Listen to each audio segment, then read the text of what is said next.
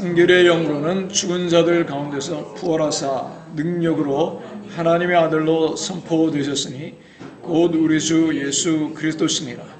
그로 말미암아 우리가 은혜와 사도의 직분을 받아 그의 이름을 위하여 모든 이방인 중에서 믿어 순종하게 하나니, 너희도 그들 중에서 예수 그리스도의 것으로 부르심을 받은 자니라.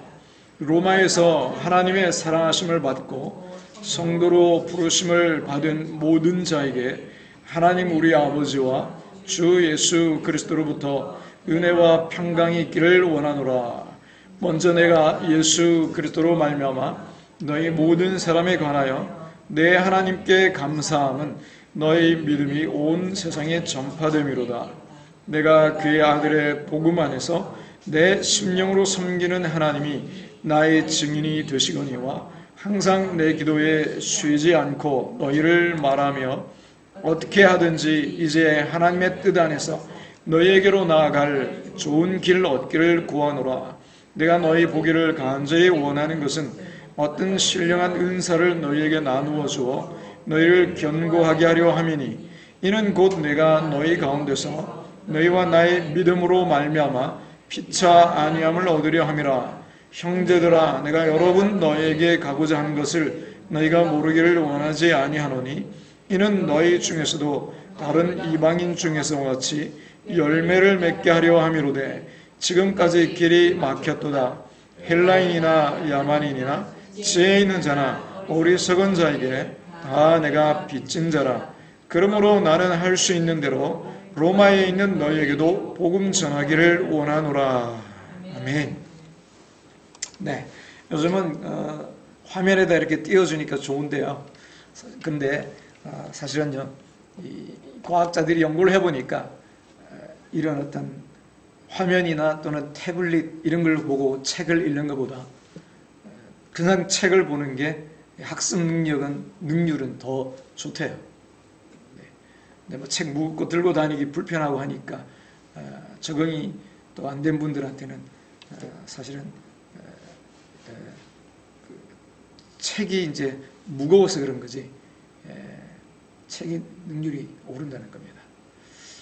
근데 뭐 많은 책을 갖고 다니는 건 아니니까요. 성경책을 가능하면 갖고 오셔서 보시면서 찾기도 하고, 그죠? 또 들으면서 보면서 나에게 주시는 말씀 줄도 긋고 이렇게 하시는 게 좋습니다. 그래야 또 나중에 또 볼 수도 있고요.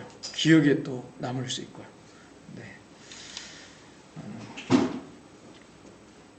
우리 옆에 분들 한 번 더 축복합니다.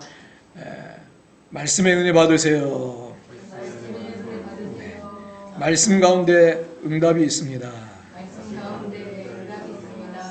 네.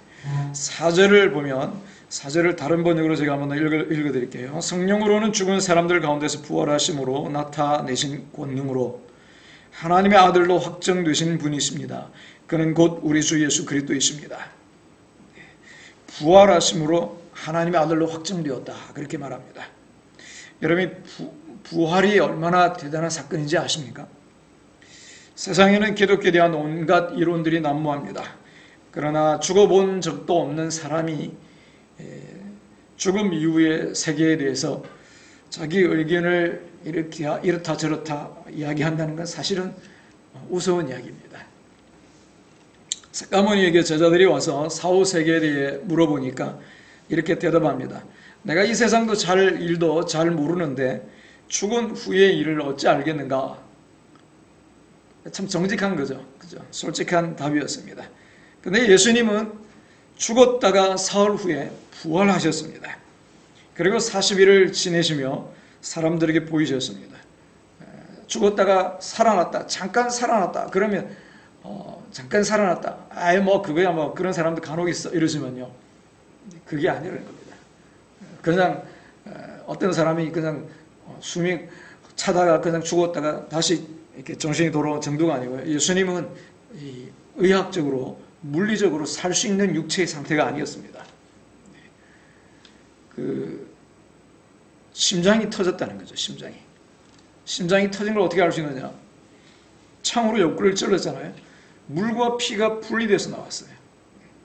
물과 피가 같이 있지 않고 피에서 물이 분리가 됐다는 것은 심장이 터졌다는 겁니다. 완전히 죽은 상태였다는 거죠. 그리고 피를 다 흘렸기 때문에 기력이 완전히 쇠했는데 다시 정신이 돌아와도 살 수 있는 것은요, 잠깐 그냥 살아났다 쳐도 40일 동안 살 수 있다는, 이것은 있을 수 없는 이야기입니다. 그렇죠? 이것은 진짜로 부활했다는 겁니다. 부활. 여러분, 어떤 종교에 부활절이 있습니까? 제가 몰라서 그러니까 한번 혹시 아는 분이 있으면, 어떤 종교에 부활절이 있습니까? 없죠. 교주의 탄생일은 있어도요, 부활절은 기독교 외에는 없습니다. 교주라 그러니까 표현이 좀 그렇지만요, 종교의 어떤 그렇죠? 교주의 부활 탄생일, 탄신일 이렇게 이야기를 해도요, 부활했다는 이야기는 없습니다. 부활절이 없다는 것입니다. 부활절. 각종 이단 사이비 교주들이 예수를 자처합니다. 그리고 그들을 따르는 사람들을 보면 참 기가 막힙니다. 그것은 마치요, 바퀴벌레가 사자 행세를 하는 것보다 더한 망상입니다. 교주가 되려면요, 적어도 부활로 증명하라는 겁니다. 부활로. 예수님께서 부활하셨다는 이 역사적 사실 앞에서 예수님을 대적하는 모든 이론은 깨지고 무너집니다. 과학이라고 들이대는 진화론도, 너무나 그럴싸한 철학 이론도, 각종 종교 이론도 모두 무색해집니다. 도대체 부활하신 이 팩트, 이 사실 앞에서 무슨 이론이 필요하겠습니까? 과학이 생명을 만들어 부활할 수 있겠습니까? 과학이 부활을 설명할 수라도 있느냐 하는 겁니다. 우리는 각종 세상 이론으로 마귀가 공격해오면요, 그 마귀를 이끌고 빈무덤으로 가면 된다는 겁니다. 부활하셨다는 것이죠. 부활의 거짓이라면 기독교인이 세상에서 가장 어리석은 바보가 될 것입니다. 그러나 부활이 사실이라면 믿지 않는 사람들은 긴장해야 합니다. 정말 지옥에 갈 거니까요. 부활은 모든 이론을 종식시키는 각종 무기라는 것입니다. 마귀는 이 부활을 없던 사실로 지어낸 거짓말로 만들기 위해 굉장히 애씁니다. 그러나 어림없습니다. 복음은 이 팩트 부활 위에 굳건히 서 있기 때문입니다. 할렐루야. 제가 주중에 달력을 들고 전도를 했는데요, 어떤 분을 만나니까 부처님을 믿는다면서 아주 완강히 거부를 하더라고요. 그래서 그런 생각이 들었습니다. 참 이상하다. 자기가 부처님을 만났나? 만나지도 않고 알지도 못하는 분을 믿는다고 하니까 이상한 겁니다. 여러분 안 그러세요? 내가 누구를 만나서 알고 대화도 하고 알지도 못하는데 그 존재를 믿는다. 있을 수 없는 이야기잖아요. 그렇죠? 어떻게 보면 참 말이 안 되는데, 만나지도 않고 믿는다. 그렇죠? 여러분, 다 모든 교주들은요, 죽었다는 겁니다. 죽고 끝나버렸는데 뭘 믿느냐 하는 거죠. 부활도 못했는데 왜 믿느냐 하는 겁니다. 신도 아닌데. 그렇지 않습니까? 만나지도 못한 교주들을 왜 믿고 있는가? 믿는다면 인간이 아닌 신적 기준을 기대할 수 있어야 하지 않을까요? 교주가 되려면 적어도 부활로 증명해야 하는 것입니다. 우리는 부활로 하나님의 아들로 증명되신 분을 믿는 것입니다. 할렐루야. 우리가 믿는 주님 부활하셨다. 네, 오늘 두 가지만 말씀드릴게요. 첫 번째, 주님은 부활하셨다. 적어도 부활로 증명하라는 겁니다. 두 번째는요, 진짜 믿음은 무엇인가? 진짜 믿음은요, 순종으로 나타난다는 것입니다. 5절을 읽어보겠습니다. 한 번 더 읽겠습니다. 그로 말미암아 우리가 은혜와 사도의 직분을 받아 그의 이름을 위하여 모든 이방인 중에서 믿어 순종하게 하나니. 6절, 너희도 그들 중에서 예수 그리스도의 것으로 부르심을 받은 자니라. 아멘. 자, 여기 보면 특별히 믿어 순종하게 한다. 그렇죠? 믿어 끝나는 게 아니고 순종하게 한다는 겁니다. 그리고 6절에 예수 그리스도의 것이다. 우리는 지난주 복음은 그야말로 복된 소식, 좋은 소식이라고 했습니다. 죄와 저주에서의 구원, 가난과 질병에서의 구원. 근데 이 축복과 능력을 체험하려면, 제대로 누리려면요, 믿어야 한다고 했습니다. 믿어야 된다. 그렇다면 복음을 진짜 믿는다는 것은 무엇인가? 그것은 그리스도를 믿고 그분께 순종하는 것이라고 했습니다. 자, 오늘 5절, 6절에 그렇게 말씀하고 있습니다.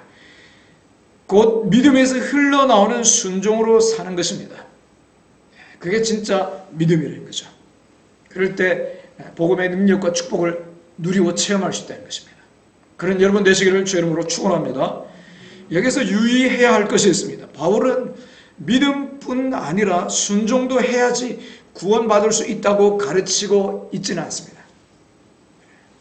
순종은 하나님의 아들인 예수님을 전적으로 신뢰하는 마음, 곧 믿음에서 생겨납니다. 그래서 순종은 믿음의 결과지 구원을 받기 위한 또 다른 조건이 아닙니다. 가톨릭에서는요, 믿음과 순종을 따로 떼서 이야기를 합니다. 근데 개신교에서는요, 믿음과 순종은 하나다. 마치 이게 동전이다 그러면 동전의 한쪽 면은 믿음이고 한쪽 면은 순종이다 하는 겁니다. 그래서 믿음은 있는데 순종은 없다. 그럴 수가 없다는 겁니다. 믿음이 있으면 순종도 있다는 겁니다. 동전의 한쪽 면이 있으면 또 뒷면이 있는 거죠. 그죠? 동전이 한쪽 면만 있을 수는 없는 겁니다. 그렇죠? 그래서 진정한 믿음은 순종이 나오게 돼 있다. 그리고 성경에서 말하는 것은 믿음 플러스 순종이 아니고 오직 믿음이라는 것입니다.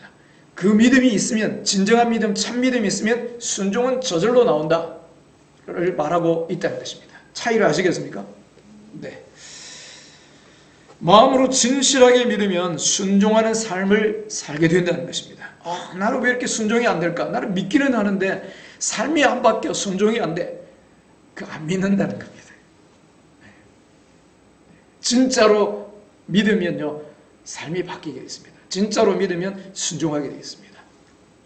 그래서 내가 삶이 안 바뀌고 내 삶에 어떤 행함이나 행위가 안 나타난다, 다른 데서 찾을 게 아니고요, 내게 믿음이 있는가, 그걸 점검을 해야 된다는 겁니다.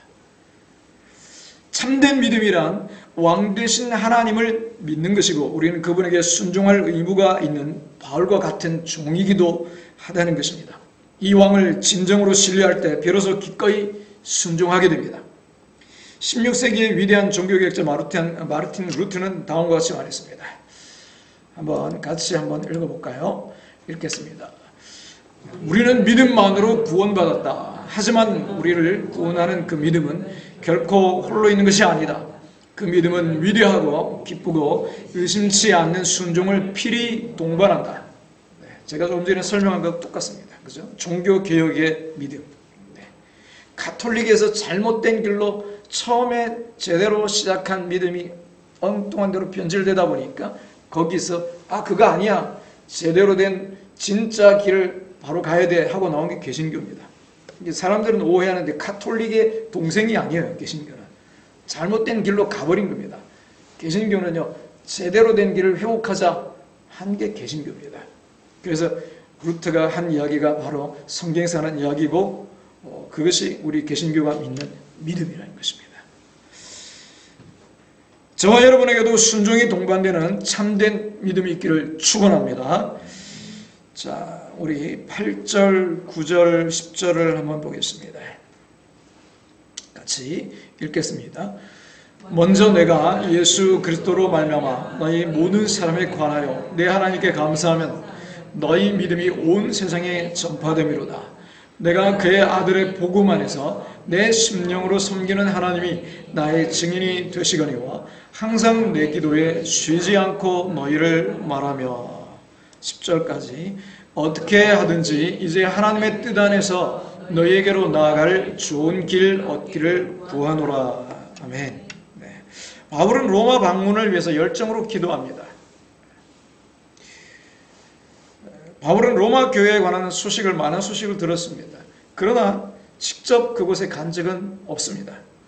그는 로마 교회를 위해 계속 기도해 왔는데 이제는 자신이 직접 갈 수 있도록 기도한다고 말을 하고 있습니다. 우리는 보통 하나님 뜻이라면 이루어지겠지, 하나님이 원하신다면 되겠지, 그런 생각을 합니다. 거기서 멈춰버린다는 겁니다. 근데 조금 나오면요, 이루어주세요 하고 몇 번은 기도합니다. 근데 또 거기서 끝나는 경우도 있습니다. 막연히 손 놓고 기다린다는 거죠. 그러나 바울은요, 한두 번, 몇 번 기도하고 손 놓고 기다리지 않았다는 겁니다. 기도했다는 거죠. 이루어질 때까지 기도했다는 것입니다. 될 때까지 기도했습니다. 이것이 기도 응답을 체험하고 믿음이 자라는 사람과 아닌 사람의 차이라는 것입니다. 여러분 보세요. 여기 13절에 보면 내가 여러 번 너에게 가고자 한 것을 너희가 모르기를 원치 않는다. 그러면서 간절히 11절에 원한다. 그리고 나아갈 10절에 나아갈 길, 좋은 길 얻기를 구한다. 얼마나 간절하고 또 얼마나 기도했냐를 볼 수 있는 겁니다. 하나님이 복음 전하기를 원하고 또 로마 교회를 세우기를 원하면 내가 내 뜻을 이루고 내 욕심을 채우려고 하는 거 아닌데 하나님이 하시겠지, 열어주시겠지, 그리고 잊지 않았다는 거예요. 그냥 기다리지 않았다는 거예요. 기도했다는 거예요. 기도. 여러분, 응답을 볼 때까지 기도해야 합니다. 응답을 볼 때까지. 막연하게 12월이 가기 전에 응답하겠지가 아닙니다. 기도 안 하면요, 12월이 12번이 가도 응답이 없는 겁니다. 그러나 기도하는 사람은 12월이 가기 전에, 2주가 지나가기 전에 하나님의 놀라운 응답을 체험하게 될 줄 믿습니다. 특별히 그래서요, 한 주간 특별 새벽 기도를 합니다. 다 나오셔서 기도하시고 응답받고 간증하게 되기를 주의 이름으로 축원합니다. 더 나아가 의문스러운 것은요, 로마 교회가 이미 믿음으로 말미암아 순종하는 가운데 확실하게 서 있고 이들을 위해서 멀리서도 기도할 수 있는데 바울은 왜 굳이 로마 교회를 방문하고 싶었을까 하는 겁니다. 11절 12절을 읽어보겠습니다. 11절 12절 내가 너희 보기를 간절히 원한 것은 어떤 신령한 은사를 너희에게 나누어 주어 너희를 견고하게 하려 함이니 이는 곧 내가 너희 가운데서 너희와 나의 믿음으로 말미암아 피차 아니함을 얻으려 함이라. 아멘. 11절 12절입니다. 어떤 신령한 은사를 너에게 나누어 주어 너희를 견고하게 하려 함이다. 그는 자신의 설교 또 목회 능력, 은사를 사용해서 로마 교회가 믿음 안에서 격려받기를 원했습니다. 너희와 나의 믿음으로 말미암아 피차 아니함을 얻으려 함이라. 근데 여기서 보게 되는 놀라운 사실 하나는요, 이 사도 바울, 이렇게 헌신되고 열정적인 위대한 사도가 단지 로마의 교인들을 격려하기 위해서 방문하고자 한 것이 아니라는 것입니다. 그는 자신도 그들로부터 격려받을 수 있기를 원했다는 겁니다. 이것을 유의해서 볼 중요한 내용입니다. 왜냐하면 바울조차 다른 그리스도인들의 믿음으로 격려를 받으려 했다면 우리는 얼마나 더 그럴 필요가 있느냐는 것이죠.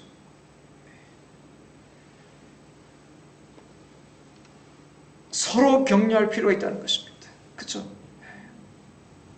바울은 내가 로마 교회 성도들을 믿음으로 세워주고 싶다, 격려하고 싶다 뿐만 아니라 같이 격려받기를 원한다, 이렇게 말하고 있습니다. 11절과 12절은 믿음으로 말미암는 순종이 무엇인지 부분적으로 보여줍니다. 그것은 다른 이들을 섬기고 그들로부터 겸손하게 섬김받음으로 그리스도께 순종하는 것입니다. 11절은 하나님께 은혜로 받은 은사라면 그것이 무엇이든 다른 이들의 믿음을 강하게 하는데 쓰라고 가르칩니다. 12절은 다른 사람들이 하나님께 받은 믿음과 은사를, 우리의 믿음을 더 강하게 하는데 쓸 수 있도록 허락해야 한다고 가르칩니다. 무슨 말이죠? 나에게 주신 은사, 작은 것일지라도 다른 사람들을 섬기고 돕는 데 도움이 된다면 섬기라는 거죠. 사용하라는 겁니다. 그리고 다른 사람들을 통해서도 또 섬김을 받는 것을 허락하라는 것입니다. 우리는 믿음의 사람들과 함께 하는 교회의 모임에서 조금의 격려도 받지 못한 채 집으로 돌아와서는 안 될 것입니다. 그렇다면 매주 가지는 집회와 모임에서 이러한 격려를 실제로 어떻게 받을 수 있을까요? 그것은 서로 믿음의 삶을 나누고 실패와 승리를 나누며 간증하고 격려하며 기도함으로 가능한 것입니다. 소수의 인도자 또는 목회자의 설교만 듣고 그냥 나 은혜 받고 간다 이렇게 하면 안 된다는 거예요. 여러분들이 하나님께 받은 은혜 적은 것일지라도 그걸 나눠야 됩니다. 하나님께 이런 말씀을 받았어, 이런 은혜를 받았어, 또는 이런 응답을 받았어. 그뿐 아니라 정말 이거는 하나님이 인도하신 것 같아. 이런 승리와 좋은 은혜의 이야기만 아니라 실패한 이야기도 나눌 필요가 있습니다. 왜 그렇죠? 야, 저분은 성경도 잘 외우고 믿음이 좋은 것 같았는데 저분도 나처럼 연약하구나. 그러면서요, 용기가 생기는 겁니다. 그러니까 내가 잘하는 것만 아니라 나의 부족함도 나눌 때 사람들 가운데 유익이 될 수 있다는 겁니다. 다만 여기서 무조건 다 지혜롭게 나눌 필요가 있습니다. 그렇죠? 다 나누라는 건 아니고, 그렇죠? 이 이야기를 들었을 때 저 사람이 시험 든다 만약에, 그렇죠? 그러면 그거는 지혜롭게 생략을 해야 되는 겁니다. 우리가 말씀을 나누고요, 또 함께 기도하고, 또 내게 주신 은사, 방언도 하고, 서로를 위해서 또 간식도 나누고, 찬양도 하고, 봉사도 하고, 청소도 하고, 이런 것들이 다 섬기는 겁니다. 섬기는 거. 이것이야말로 서로를 격려하고 더 강하게 만드는 것입니다.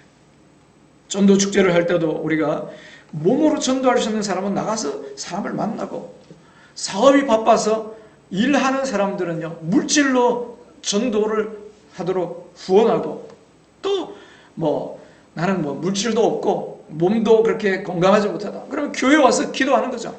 그렇죠? 전도하는 영혼들을 위해서 서로의 은사로 섬기는 겁니다. 또 이번에 달란트 시장을 합니다. 내가 받은 달란트를 가지고 물건 사는 기쁨도 있을 거예요.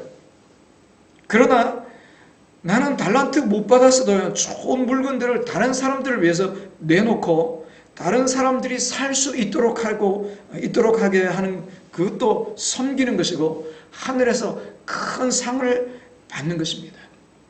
할렐루야. 여러분, 달란트 시장하면서 누구도 시험 들지 않기를 바랍니다. 어느 한 사람이나 소수에게만 짐을 맡기지 않으면 좋겠습니다.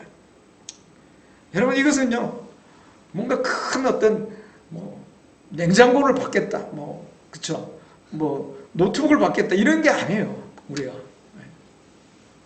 어떻게 보면 하나님 앞에서 격려하면서, 그쵸? 그리고 하늘의 상을 받는 것을 우리가 그림을 그리기 위해서 하는 겁니다. 만약에 이것이 부담이 되면 단지 아무 부담 없이 그냥 예배만 드리고 다닐 수도 있습니다. 그런 행사 안 하고, 그러나 우리가 다른 사람에게 나누고 섬기는 마음만 있다면요, 정말 행복한 시간이 될 것입니다. 달란트 시장에는요, 현금으로 물건을 살 수 없습니다.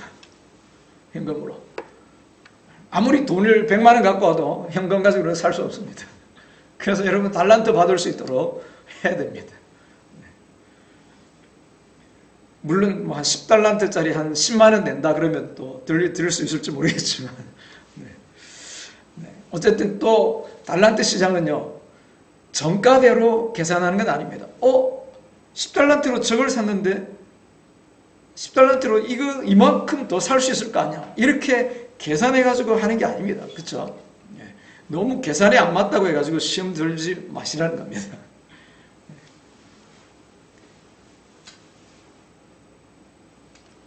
새가족, 아까 말씀드린 대로 새가족도 와가지고요, 내가 받은 달란트를 가지고, 또 나는 이때까지 달란트 못 받았다, 제가 말씀드린 대로 그 즉석에서 드립니다. 새가족을 모시는 분들, 그렇죠? 네. 그렇다고 해서 새가족에도 주고 헌가족에도 주고 이렇게 하지는 않고요. 헌 가족에게 드리면 새 가족에게 사주시면 되는 겁니다. 그렇죠? 섬기라는 거죠. 섬기는. 그렇게 하면서요, 우리가 섬기는 걸 배우는 겁니다.